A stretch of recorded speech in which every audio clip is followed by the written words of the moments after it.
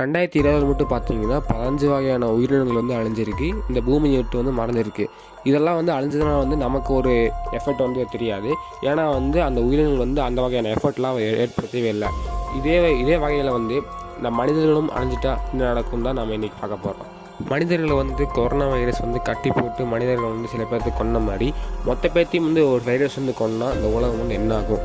நம்மளோட சேர்ந்து அழிஞ்சிருமா, இல்லை உலகம் வந்து சரியாக பண்ணுமா? அதை பற்றி தான் வந்து பார்க்க போகிறோம். மனிதர்கள் வந்து பூமியில் வந்து 800 கோடி பேர் வந்து மனிதர்கள் வந்து இருக்கிறாங்க.